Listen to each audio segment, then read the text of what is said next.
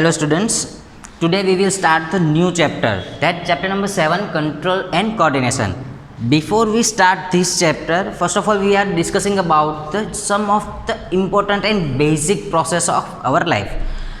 Mainly we easily know that life process is completely based on, first of all, life process.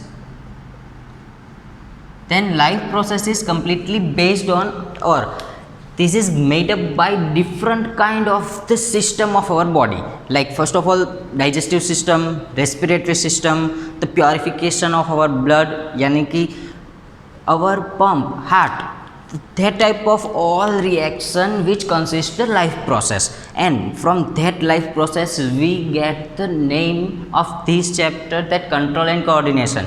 Simple हम ये बोल सकते हैं that life process है, तो ये लाइफ प्रोसेस को कंट्रोल कौन करता है और एल्स उसका कोऑर्डिनेशन क्या है. तो सिंपल मैं पहले बता दूं दैट लाइफ प्रोसेस में हमने देखा कि डाइजेस्टिव सिस्टम है, तो डाइजेस्टिव सिस्टम में जितने अपने बॉडी में ऑर्गन्स है जो इसमें यूज़ होते हैं, ये सभी ऑर्गन्स का कंटिन्यूसली जो प्रोसेस होता है, ये कंटिन्यूसली प्रोसेस होता है, वो क्या होता है कंट्रोल, एंड उस ऑर्गन्स को हम क्या कहते हैं coordinations. Like first of all हम ये बोल सकते हैं दैट कोई भी कंट्रोल एंड कोऑर्डिनेशन रिएक्शन है उसमें क्या होता है कंट्रोल होता है, तो वो रिएक्शन कैसे होगी, वहाँ रिएक्टेंट से प्रोडक्ट हमको कैसे मिलेगा, ये सभी थिंग हम किस में देखेंगे इन कंट्रोल. बट वो कंट्रोल करने के लिए कोई भी रिएक्शन को हम क्या करते हैं कंट्रोल, तो उसको हम कंट्रोल करते हैं तो बॉडी के कौन कौन से ऑर्गन और बॉडी के कौन कौन से पार्ट्स ऐसे हैं जो इसमें यूज़ होते हैं, that one is known as the coordination. After that we all know that our body consists of different type of the organs. Like first of all हम ये भी बोल सकते हैं that our body is completely consist by the sensory organs. तो हमको ये पता है कि सेंसरी ऑर्गन्स हमारे ह्यूमन बींग के अंदर कितने हैं, तो टोटल 5 टाइप के हैं. हम फर्स्ट ऑफ ऑल देखें ये सेंसरी ऑर्गन्स कौन कौन से हैं, तो फर्स्ट ऑफ ऑल हम बोल सकते हैं that ear, after that eye, after that tongue, then skin. तो ये सभी क्या है, तो ये सभी कैसे है कि ये सेंसरी ऑर्गन्स है, ये सेंसिटिविटी को शो करेंगे. और एल्स इसमें हम एक दूसरा ऐड कर देते हैं नोज़. तो ये सभी थिंग क्या है, तो ये सभी थिंग सेंसरी ऑर्गन है जो अपनी आउटर एटमॉस्फेयर है वहाँ से कोई भी सेंस होती है तो उस सेंस को क्या करते हैं कलेक्ट करते हैं और उसको कलेक्ट करके हमारे ब्रेन तक पहुँचाते हैं. फर्स्ट ऑफ ऑल हम ये देखते हैं कि ईयर है, तो ईयर में कोई भी साउंड है वो ज़्यादा आता है या फिर कम आता है, तो ये साउंड ज़्यादा है या कम है, ऑल्सो ये साउंड इरिटेटिव है और एल्स ये इरिटेटिव नहीं है तो ये स्वीट साउंड है. तो ये सभी थिंग, ये सभी सेंसिटिविटी किस ऑर्गन में होती है, तो ईयर में. तो ईयर है वो क्या है हमारा first of all the sensitive organs. After that आई, कोई भी आई है उसमें क्या होता है कि लाइट है, तो ये लाइट बहुत ही ज़्यादा आ रही है या नहीं आ रही है, वो ज़्यादा आ रही है लाइट, तो उसमें हमारी प्यूपिल कैसे रिएक्ट करेगी. आफ्टर दैट लाइट कम है तो उसमें हमारी प्यूपिल कैसे रिएक्ट करेगी, और ये रिएक्ट कैसे करेगी ये तो हमारा कंट्रोल एंड कोऑर्डिनेशन है. बट ये लाइट बहुत ही ज़्यादा आ रही है या कम आ रही है, उसको सेंस करके हमारे ब्रेन तक ये मैसेज कौन पहुंचाता है, तो that organ is known as eye. अब सिंपल हम आई में बोल सकते हैं दैट बहुत ही ज़्यादा लाइट आती है, तो बहुत ही ज़्यादा लाइट आएगी तब क्या होगा, तो बहुत ही ज़्यादा लाइट आती है तब ये होता है दैट हमारी प्यूपिल है उसकी साइज़ कैसी हो जाएगी, कम हो जाएगी, यानी कि उसकी साइज़ में डिक्रीमेंट शो होगा. सपोज़ लाइट है उसकी एमिशन बहुत ही कम है तो हमारी प्यूपिल है उसकी साइज़ बहुत ही बड़ी हो जाएगी. यानी कि हम ये बोल सकते हैं कि हमारी आई है उसमें जो कोई भी सेंसिटिविटी होती है और उसके वजह से हमारी प्यूपिल की साइज़ में डिफरेंस शो होता है. तो ये डिफरेंस शो कौन करता है, तो one of the part of the I that iris. तो आइरिस है वो प्यूपिल की साइज़ को मैनेज करेगा. ये आपको पढ़ने में आएगा in your chapter number 11. But अब हम ये बोल सकते हैं दैट ईयर एंड आई है ये दोनों सेंसिटिव सेल्स थे, वो क्या करते थे, तो बाहर से कोई एटमॉस्फेयर है वहाँ से कोई भी सेंसिटिविटी शो करते थे और उस सेंसिटिविटी को क्या करते थे, तो उस सेंसिटिविटी के मैसेज को हमारे ब्रेन तक पहुँचाते थे. आफ्टर दैट टंग, तो टंग हमको पता है कि कोई भी टेस्ट है उस टेस्ट को शो करेगा, यानी कि ये टेस्ट बिटर है या फिर ये टेस्ट स्वीट है, बहुत ही ज़्यादा तीखा है, तो ये सभी थिंग कौन शो करेगा? टंग शो करेगी। ऑल्सो स्किन, बहुत ही ज़्यादा टेम्परेचर है एटमॉस्फेयर का, बहुत ही कम है, हमको ठंड लग रही है, बहुत ही ज़्यादा गर्मी हो रही है, तो ये सभी थिंग हमारी स्किन है, ये शो करेगा। आफ्टर दैट नोज, स्मेल कैसी आ रही है, बैड स्मेल है या फिर बहुत ही अच्छी स्मेल है, तो अलग अलग फ्रेगमेंट्स है, ये different kind of the fragments को शो कौन करेगा? तो ये नोज़ है, ये शो करेगा। बट हमको ये पता चलना चाहिए कि हमारे सेंसिटिव ऑर्गन्स है, ये सेंसिटिव ऑर्गन्स हमको कोई एक स्मेल, कोई भी विज़न है, vision after the test etcetera, तो उस तरह की कोई भी रिएक्टिविटी को ये शो करेंगे। तो उस तरह की कोई भी रिएक्टिविटी को ये जब भी शो करते हैं तो first of all they are going for the receptors। तो फर्स्ट ऑफ ऑल हमारी बॉडी में कोई भी सेंस होती है बाई सेंसिटिविटी सेल्स, तो जब भी कोई अलग सेंसिटिव होती है, सेंस होती है, तब भी ये सभी मैसेज कहाँ तक पहुँचते हैं? तो फर्स्ट ऑफ ऑल रिसेप्टर के पास पहुँचते हैं, एंड रिसेप्टर के पास से होके कहाँ तक जाते हैं? तो रिसेप्टर के पास से होके कहाँ तक जाते हैं? हमारे ब्रेन तक पहुँचते हैं। तो हम ये सिंपल देख सकते हैं कि यहाँ पे 5 टाइप ऑफ सेंसिटिव सेल्स है, but in your this chapter we will study about the only 2 kind of the sensitive sales.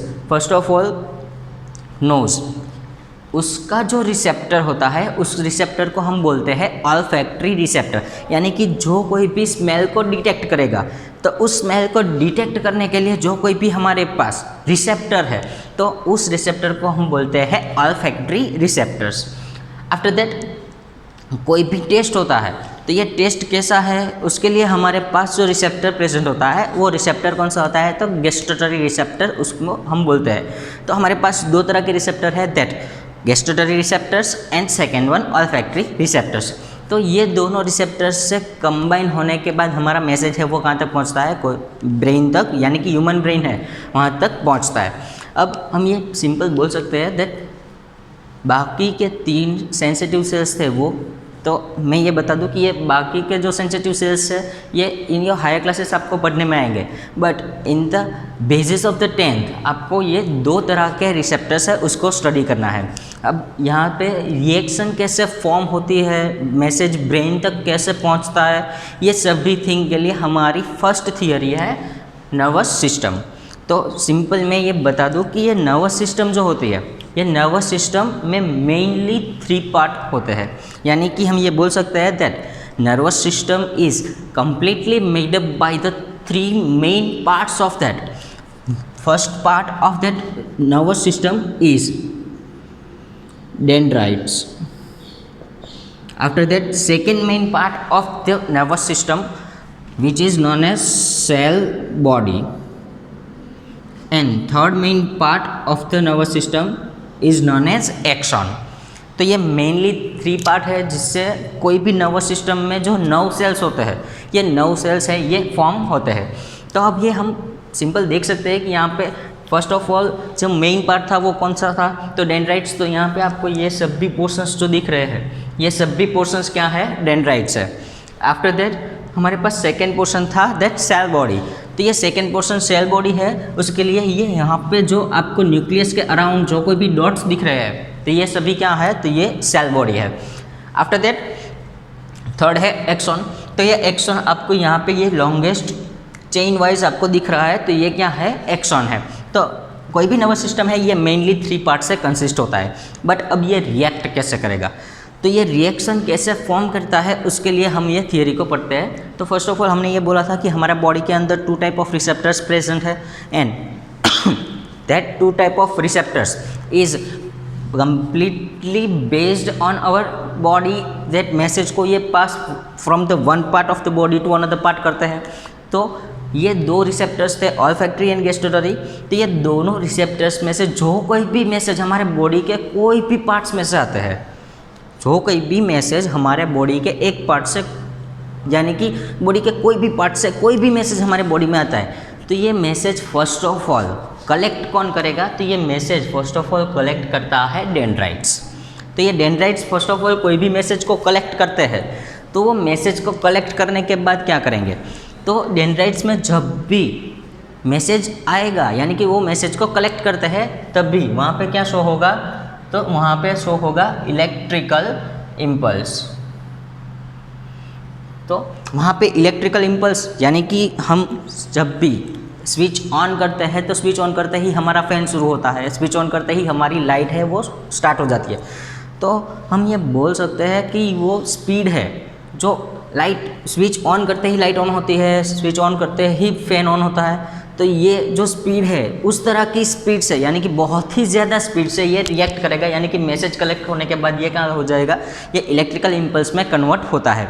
After that यहाँ पे जब भी इलेक्ट्रिकल इम्पल्स में कन्वर्ट हो जाता है तो ये इलेक्ट्रिकल इम्पल्स में कन्वर्ट होने के बाद ये मैसेज को कहाँ तक फॉरवर्ड करता है, तो हमारी सेल बॉडी तक ये फॉरवर्ड करता है। अब मैं ये बता दूँ कि ये सेल बॉडी है ये कैसे फॉर्म होती है। तो नॉर्मली सेल बॉडी के लिए मैं बता दूं कि आपने 9th में ये पढ़ा होगा कि कोई भी सेल है उस सेल को फॉर्म करने के लिए उस सेल के अंदर एक तो न्यूक्लियस प्रेजेंट होना चाहिए, जो यहाँ पे प्रेजेंट ऑलरेडी है। आफ्टर दैट हमारे पास यहाँ पे जो डॉट दिख रहे हैं, ये डॉट सभी क्या है, तो ये डॉट साइटोप्लाज्म है। तो कोई भी सेल में न्यूक्लियस प्रेजेंट है एंड देन साइटोप्लाज्म प्रेजेंट है, तो that type of body is known as cell body. तो फर्स्ट ऑफ ऑल हमारे पास क्या था, डेंड्राइट वहाँ पे मैसेज कलेक्ट किया, मैसेज कलेक्ट होने के बाद ये इलेक्ट्रिकल इम्पल्स में कन्वर्ट होता है। आफ्टर दैट इलेक्ट्रिकल इम्पल्स में से ये कहाँ तक, सेल बॉडी तक मूव करता है। अब यहाँ पे सेल बॉडी में जब भी आपका मैसेज पहुँचता है तब क्या होता है, तो सेल बॉडी में जब भी मैसेज पहुँचता है तब ये केमिकल मैसेज में कन्वर्ट होता है, बिकॉज यहाँ पे क्या होता है, तो उसके ऊपर केमिकल रिएक्शन फॉर्म होती है। तो यहाँ पे जब भी उसके ऊपर केमिकल रिएक्शन फॉर्म हुई तो ये केमिकल रिएक्शन फॉर्म होने के बाद ये केमिकल मैसेज में क्या हो जाता है, कन्वर्ट हो जाता है। अब हमने देखा कि बॉडी के अलग अलग पार्ट्स में से olfactory receptors and olfactory receptor के बाद गैस्ट्रोलरी रिसेप्टर्स, वहाँ से जो कोई भी सेंस आई ये सेंस को रिसेप्टर्स ने कलेक्ट किया, उसके बाद कहाँ पे भेज दिया, तो यहाँ डेंड्राइट्स पे भेज दिया। डेंड्राइट्स में से ये मैसेज कहाँ तक पहुँचता है, तो भाई इलेक्ट्रिकल इम्पल्स ये सेल बॉडी तक पहुँचता है, और सेल बॉडी तक पहुँचने के बाद वहाँ पे केमिकल रिएक्शन फॉर्म होती है, और केमिकल रिएक्शन फॉर्म होने के बाद क्या होता है, ये मैसेज जो सिंपल था वो किस मैसेज में कन्वर्ट हो जाता है, तो ये मैसेज केमिकल मैसेज में कन्वर्ट हो जाता है। अब यहाँ पे मैसेज हमारा केमिकल मैसेज में कन्वर्ट हो गया, तो ये मैसेज बाय एक्सॉन ट्रैवल करेगा, और ये बाय एक्सॉन ट्रैवल करने के बाद कहाँ तक पहुँचता है, तो नर्व एंडिंग तक पहुँचता है। तो हमारे बॉडी के जो 3 मेन पार्ट्स थे, फर्स्ट ऑफ ऑल डेंड्राइट्स था, वो मैसेज को कलेक्ट करता था। आफ्टर दैट सेल बॉडी थी, वो क्या करती थी, तो उसके ऊपर मैसेज के ऊपर क्या करता है, केमिकल रिएक्शन फॉर्म करने के बाद वो केमिकल मैसेज में कन्वर्ट करते हैं।